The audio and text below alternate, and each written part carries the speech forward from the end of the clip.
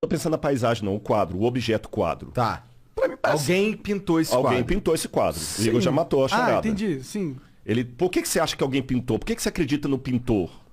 Por que eu acredito no pintor? Porque... Você nunca viu o pintor. Mas é que eu já vi que é possível pintar. Eu sei que é possível pintar. Eu posso pegar um bagulho aqui e fazer uma versão tosca disso daí, agora. Mas a gente não sabe se é um pintor ser humano. Pode ser um algoritmo que fez essa imagem.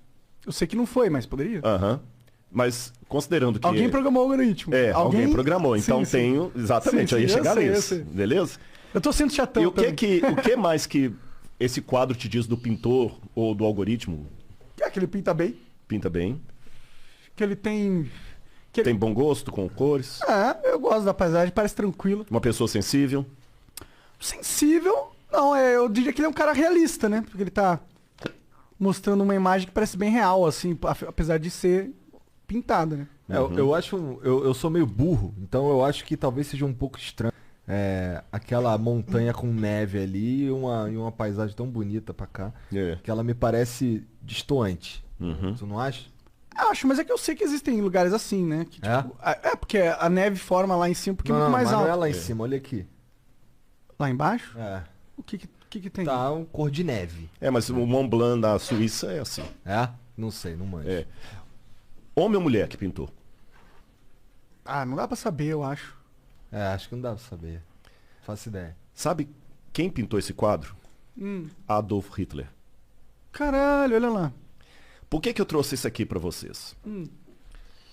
Eu acho... Nossa, eu vibro demais. Na verdade, até quem mandou... Quem é fã de vocês, gente, eu vou falar aqui, é o Hugo Salles, meu cunhado, tá lá, viu? Tá comendo ali atrás, tá com a boca cheia de coisa também que trouxeram pra ele aqui, junto com a minha esposa ali. O cara tá com a camisa do Boca Juniors. Desculpa aí, né? E o que é pior, gente, a família da minha esposa toda é cruzeirense e eu sou atleticano. Que é? Tem do River também. Caralho, tem do River Plate, tudo. Não, ele não pediu foto com vocês ainda porque tá com vergonha, mas depois vocês vão ter que tirar vamos tirar, senão... Agora pronto, perdi o cunhado. Ou ganhou, né? Ganhou pra sempre. Mas vamos ao ponto. Eu acho, ele mostrou muita coisa do Flow, e eu tinha visto um dos cortes ali, que até mostrava vocês, do que eu já assisti um pouco dos podcasts, mas eu sou meio ignorante. E aí mostrou o parte que você estava falando justamente com o Pondé, como é que você chegou a acreditar em Deus e tudo e tal, né? Eu acho isso muito legal, e eu valorizo, de boa. Igor, na boa, não é proforme não. Mas já que eu estou bancando o cético advogado do cão, o que você tem pela natureza e pela lógica é uma certeza tão rasa como a que você tem do quadro. Que se eu te desse aqui 10 nomes para você eu ia sugerir, acreditar. Você não ia nunca pensar que podia ser Hitler. Não, eu ia chutar Hitler, a menos que tivesse outros nomes melhores. Absurdos. Exatamente. Né? Porque você nunca pode imaginar que um cara que matou 6 milhões de pessoas teria sensibilidade para pintar um quadro. Eu consigo imaginar. Mas eu imagino que a maioria das pessoas não imaginam. Não imaginaria. Eu entendo, concordo. Então, pegando a natureza pela natureza, a natureza, como esse quadro, ela me dá algumas certezas mais limitadas. Primeira certeza que a natureza me dá como quadro: existe um pintor. Mesmo que foi através de um algoritmo, mas teve alguém. O quadro me dá essa certeza. As tintas não iriam sozinhas para a tela formar uma coisa lógica. Esse quadro tem design, ele tem lógica. Mas aí você não está sendo ceticão, você está sendo... Não, tô sendo ceticão, você vai entender. Agora que vai entrar o cético. Esse quadro me mostra design, ele mostra lógica, ele mostra que tem alguém que o pintou. Mas, quem me garante que esse alguém não é um Hitler? Porque o Hitler pintou esse quadro. Então, aí que vem ao lado do meu cético. Entendi. Essa sua certeza, o máximo que ela pode te dar é a ideia que existe um Deus. Sim. Vamos usar o nome Deus. Sim. Pode usar qualquer nome. Mas quem garante que esse cara não é um brincalhão cósmico que tá ferrando a gente aqui tudo? Bom, eu não tenho essa certeza. De verdade, eu não tenho. É uma coisa de acreditar mesmo. O que me dá intuição é que aquilo que você estava falando, a realidade parece ser boa no sentido de tem muita merda, mas as coisas vão caminhando, vão melhorando. Tipo, parece que tem algo dentro dessa realidade que quer progredir. Tá ligado? E isso é a evidência que eu uso pra que eu não tenho uma imagem desse Deus que eu acho que exista, mas eu não tenho nenhuma certeza das características dele. Aí que tá o ponto. Agora você chegou no ponto. Sim. E aí que vem o meu testemunho agora de fé. Uhum. Eu, quando olho a natureza, ela me dá essa certeza. Não, tem que ter um designer. Pá, o cara deve ter intenção, tudo. Tá. Só que ela não me responde se ele me ama. Ou se ele é um Hitler. Então a primeira coisa que eu tenho que trabalhar é a possibilidade de Deus existir. Depois que eu trabalhar essa possibilidade de Deus existir, eu vou trabalhar uma segunda possibilidade. Será que ele se revela? Será que ele consegue ficar pequeno bastante para me entender? Aí que eu começo a buscar na história das religiões por que aquele livro chamado Bíblia Sagrada é realmente a palavra dele ou não. É lógico que em 30 segundos não dá para eu resumir para vocês por que eu cheguei à conclusão que a Bíblia é a palavra de Deus e o Bhagavad Gita não. Eu precisaria de mais tempo, mas vamos deixar o beneplácito que eu fiz pesquisas para isso. E eu cheguei à conclusão racional que a Bíblia é a palavra revelada de Deus. E essa palavra revelada de Deus, ela não me disse apenas informações sobre Deus. Ela me contou a história dele. E ao contar a história dele, aí vem todo aquele esquema que eu falei de Cristo na cruz, enviado e tudo, eu descobri a coisa mais linda que eu podia descobrir. Que Deus, ele responde à minha ansiedade contraditória. Vou explicar por quê. Se eu for para o lado do ateísmo, vamos abrir o jogo. O Fernando Pessoa dizia: o que é o ser humano senão um cadáver adiado que procria? E é isso que a gente é, você entendeu? É um corpo que faz sexo até morrer. Acabou. Por isso que muitos são da escola pessimista e tudo mais, porque a realidade é essa. Por mais que alguns queiram, não, mas dá dentro do pessimismo para viver numa boa? Não dá, desculpa. Pode até ser que alguém conheceu, mas não dá. Não dá para viver numa boa. A sobriedade, ela te incomoda. Você saber que mais cedo ou mais tarde você vai morrer ou vai enterrar alguém que você ama. Pô, caramba, isso é muito dolorido.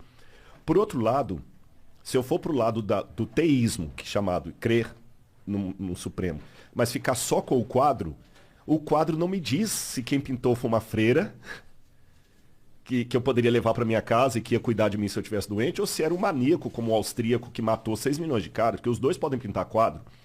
Então eu preciso de algo a mais desse Deus, além da certeza que ele existe. E esse algo a mais, ele vem de uma coisa que o Karl Rahner, que é um teólogo formidável, católico, morreu nos anos 70, Karl Rahner chamava de transcendental, existencial transcendental. O que é isso? Santo Agostinho dizia, existe um vazio com forma de Deus no coração humano. E nós nascemos com essa projeção para o transcendente. Se tem uma oração que até um ateu sinceramente pode fazer, é a seguinte: Senhor, que tu existas. Porque se ele existir, cara, é a melhor coisa que eu tenho para falar aqui para vocês. Se Deus de fato existir do modo como a Bíblia o revela, ou como ele se revela na Bíblia para corrigir, então fica tranquilo que ainda que você esteja morto, você viverá. Você está entendendo? Agora, eu tenho uma dificuldade aqui. Porque se Deus criou o universo, ele tem que ser muito maior do que o universo. Veja, ele não pode nem pensar, nem raciocinar. Ele sabe. Ele não raciocina. Ele é. Ele é. Ele nem existe. Que existere significa algo extraído de algo. Ele é. Ele é muito... Eu não tenho nem como imaginar Deus. Você está entendendo? Qualquer coisa que eu falar dele, eu vou falar do que ele não é, porque o que ele é ninguém sabe. Eu preciso desse Deus supremo para fazer sentido com a criação do universo e tudo que eu estou falando com você. Senão ele vai ser Odin, vai ser o pai de Thor. Sim, ele vai ser um ser humano. Um ser humano deificado. Mas, por outro lado, ao mesmo tempo que eu preciso dessa imagem grandiosa de Deus, caramba, eu falei da minha depressão, acho que já está na hora de eu entrar nesse assunto. Há momentos em que você quer ser abraçado por Deus. Mas como é que você pode abraçar o transcendente? Como é que a eternidade pode caber no meu coração? Ele é tão grandioso. Aí eu descobri uma coisa. O Martinho Lutero dizia o seguinte: os homens usam máscara para esconder o rosto deles. Deus é tão grandioso que ele usa uma máscara para se revelar. Porque a maneira de Deus se mostrar é se escondendo. Então, de novo, vou contar outra historinha. Um camarada tinha um aquário com aqueles peixes com água salgada do mar. E toda hora que ele ia colocar a comida ali, os peixes fugiam dele. Que saco, eu gasto um dinheirão e tudo. Aí o colega falou: só tem um jeito desses peixes não fugirem. Eles têm que comer, isso é muito grande para eles. Ele falou: qual que é o jeito? Ele falou assim: se você virar peixe e entrar aí dentro. Deus se encarnou. O Evangelho de João começa, o grego é muito lindo, não é para exibir, né? João fala assim, "Enarren hologos, kai hologos en proston theon." No princípio era o verbo, e o verbo estava com Deus, e o verbo era Deus. E o verbo se fez carne e habitou no meio de nós. E vimos a sua glória, glória como do unigênito do Pai. Então Cristo é Deus em forma humana, de uma maneira que eu possa abraçá-lo. Paulo fala que ele se esvaziou, kenosis.